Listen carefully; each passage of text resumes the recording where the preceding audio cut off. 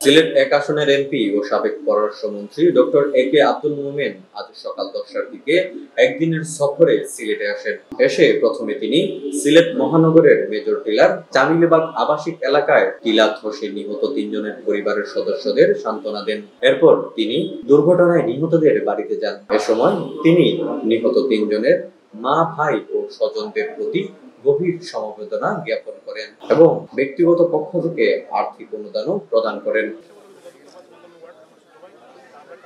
এরপর তিনি খাদিমপাড়া ইউনিয়ন পরিষদে ভিজিএফ কার্ডধারীদের মাঝে ১০ কেজি করে চাল বিতরণ করেন।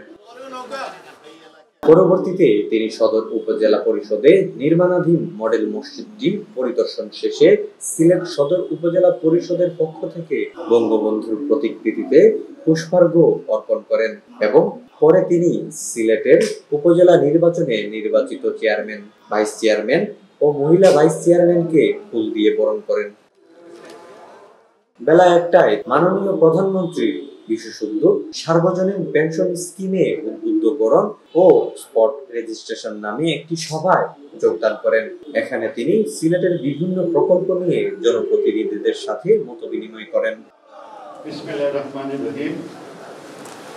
আমি আজকে খুবই আনন্দিত যে আমাদের উপজেলায় আপনার উপজেলার চেয়ারম্যান সাহেবের দায়িত্ব গ্রহণের দিনে আমি তার এই বিশেষ অনুষ্ঠানে উপস্থিত হতে পেরেছি।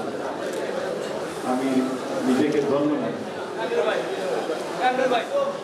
আপনাদের উপজেলা চেয়ারম্যান জনমানব হন।